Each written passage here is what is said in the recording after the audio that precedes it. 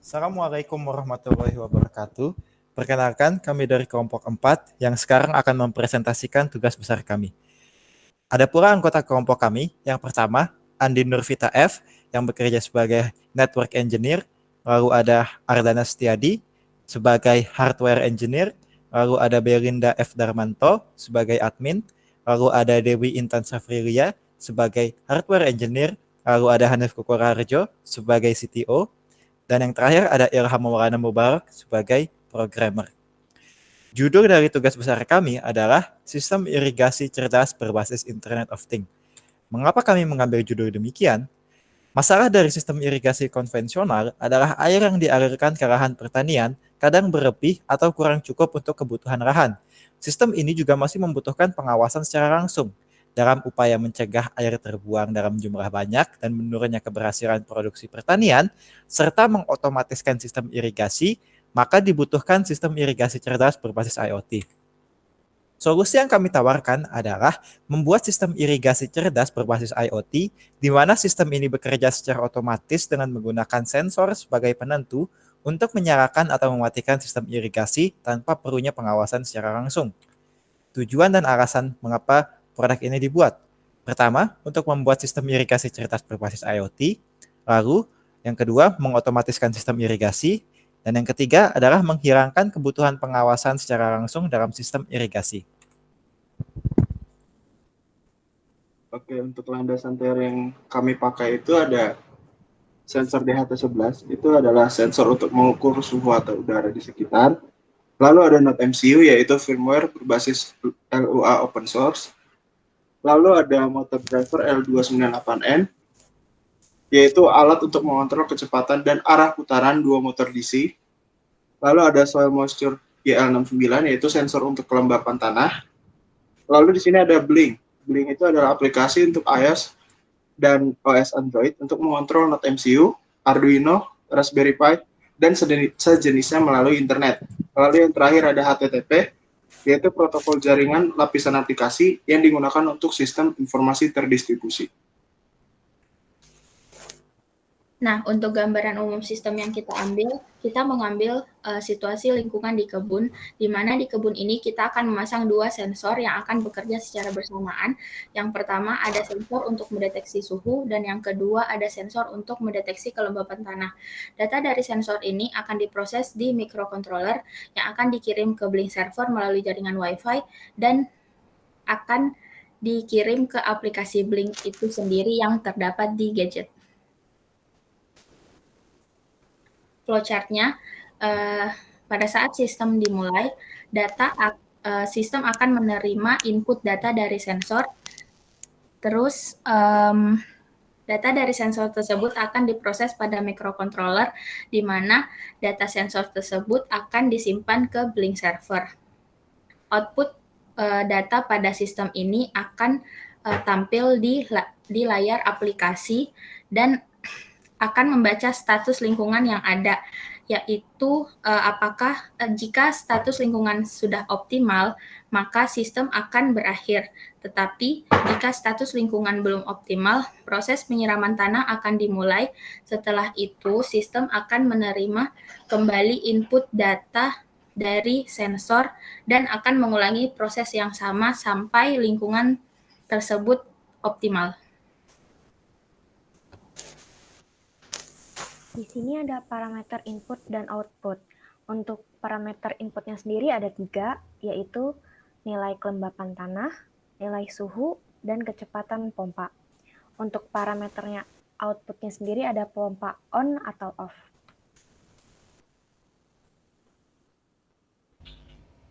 Di sini ada tampilan aplikasi. Kita menggunakan aplikasi Blink yang berfungsi untuk menampilkan satu data hasil dari deteksi sensor.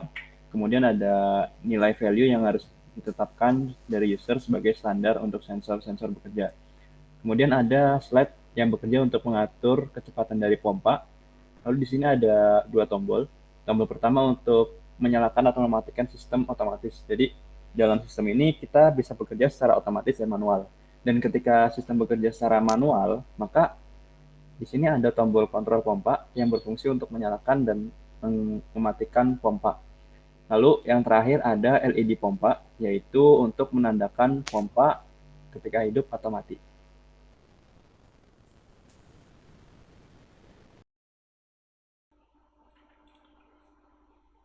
Oke, di sini saya sebagai programmer dari kelompok Tubuh Besar IoT ini akan menjelaskan beberapa kode yang kita gunakan. Untuk yang pertama, di bagian atas ada bagian header, yaitu bagian kita memanggil library-library yang kita butuhkan pada project ini. Lalu berikutnya ada deklarasi pin dan deklarasi variabel. Di sini yang paling penting adalah deklarasi untuk si token blinknya kita simpan di on, dan nama SSID dari WiFi yang ingin kita sambungkan, kemudian password dari WiFi tersebut. Lalu di sini ada deklarasi pin,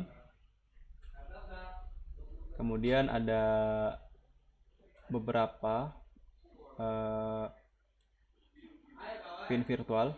Pin virtual itu dia adalah fitur dari blinknya sendiri. Di sini kita gunakan V0 sampai V4. Di sini berfungsi untuk menangkap nilai yang dikirimkan dari aplikasi. Kemudian ada void control pompa, yaitu sebuah prosedur yang berguna untuk mengontrol pompa tersebut, mau dinyalakan atau dimatikan, dengan kecepatan yang bisa diatur oleh user. Kemudian ada function get humidity, yaitu untuk menangkap nilai dari sensor kelembapan tanah. Lalu ada function get temp atau get temperature, yaitu function yang berfungsi untuk menangkap nilai dari sensor suhu. Lalu kemudian ada void setup. Di void setup ini seperti namanya, di sini kita akan men-setup mode pin yang akan kita gunakan. Di sini ada beberapa pin, yaitu ada 4 pin, 3 di setup sebagai output. Ini. Lalu ada 1 pin di setup sebagai input. Selain itu juga di sini kita memulai si objek blinknya, itu dengan mengetikkan blink begin, dengan mengirimkan argumen, yaitu ada 3 argumen di sini, ada on, SSID, dan pass yang sudah kita deklarasikan di bagian atas tadi. Kemudian ada temp sensor juga. Di sini kita mengambil nilai temperatur dengan menjalankan function yang sudah ada pada library si DHT11. Kemudian ada bagian void loop. Di bagian void loop ini kita menjalankan si blinknya dengan mengetikkan blink run. Kemudian kita menampilkan data temperatur dan data kelembapan dengan cara mengetikkan blink virtual write. Yang kita gunakan adalah pin V5 dan V6. Jadi untuk virtual write sendiri, kita mengirimkan data ke aplikasi menggunakan virtual pin dari blink. Kemudian di sini ada kondisi sistem otomatis sama dengan 1. Nah, sistem otomatis sama dengan 1 ini artinya dia akan menjalankan blok ini ketika sistem berjalan secara otomatis. Sedangkan kalau sistem berjalan secara manual, dia akan menjalankan blok bagian program yang ini. Nah, di sini ketika program berjalan secara otomatis, maka pompa akan dinyalakan ketika data yang diperoleh dari sensor kurang dari sama dengan data standar yang diinputkan oleh value, dan data temperatur yang didapatkan dari sensor lebih besar dari data yang ditetapkan oleh user, maka pompa akan dinyalakan. Kemudian untuk sistem manual sendiri, pompa akan dinyalakan ketika tombol dari aplikasi ditekan. Ini state pump sama dengan 1 itu menandakan tombolnya ditekan, maka pompa akan dinyalakan. Untuk program sendiri cukup sampai di situ. Sekian, terima kasih.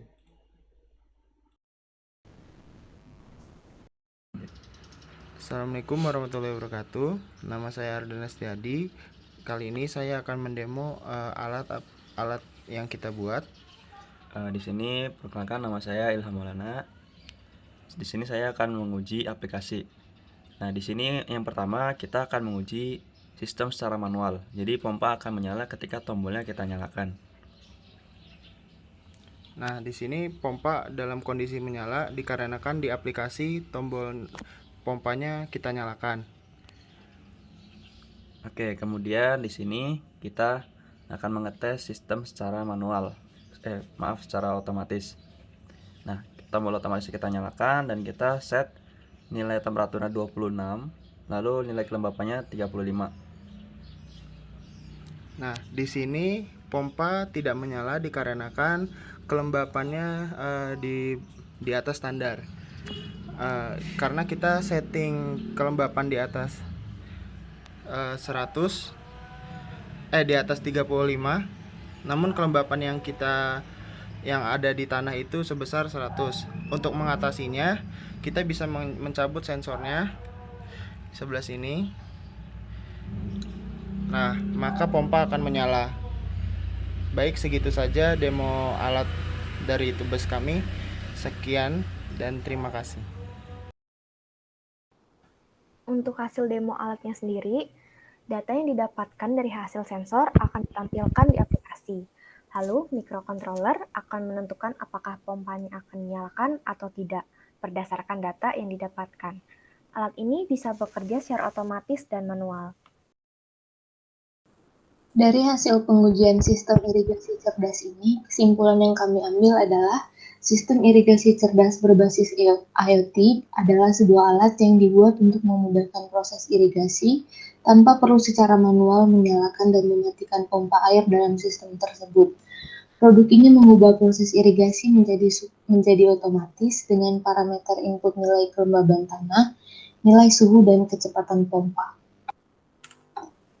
Saran dari kelompok kami, jika ingin melakukan penelitian lebih lanjut, disarankan menggunakan sumber daya dari adaptor, sehingga tidak bergantung pada baterai dan dapat disambungkan dengan listrik rumah. Sekarang masuk ke dalam bagian individu job description. Saya Hanif Purharjo sebagai CTO. Saya selama tugas besar memimpin tim dalam mengerjakan tugas, membuat laporan, cek kualitas program, dan perakitan alat. Saya juga membantu anggota lain yang kesulitan dalam mengerjakan tugas mereka dan memonitoring perkembangan setiap anggota dalam pertemuan mingguan. Perkenalkan, nama saya Belinda. Tugas saya adalah sebagai seorang admin yang membantu memenuhi kebutuhan kelompok, membuat laporan, serta membuat PPT. Perkenalkan, di sini nama saya Ilham Maulana. Di sini saya berperan sebagai programmer. Untuk Tubes ini saya bekerja merancang program yang bisa memprogram lewat MCU. Kemudian selain itu juga saya merancang aplikasi Blink-nya. Jadi di aplikasi Blink kita perlu merancang tampilan UI-nya agar seperti yang kita inginkan. Perkenalkan, nama saya Andi Nurvita F sebagai Network Engineer. Tugas saya adalah menyarankan versi Node MCU yang akan digunakan dan bekerja sama dengan programmer untuk membuat fungsi transfer data. Nama saya Ardan Setiadi. Saya di sini sebagai hardware engineer. Selama tugas besar, saya di sini tugasnya membeli alat-alat yang diperlukan dalam tugas besar kali ini. Lalu saya ikut serta dalam merakit alat bersama dengan programmer. Perkenalkan, saya Dewi Intan S. Di tugas besar ini, saya bagian hardware engineer, yaitu untuk merancang prototipe dan merakit alat bersama programmer. Sekian presentasi dari kelompok kami. Atas perhatiannya kami ucapkan terima kasih banyak. Kurang lebihnya mohon maaf. Wabillahi taufiq wal hidayah. Assalamualaikum warahmatullahi wabarakatuh.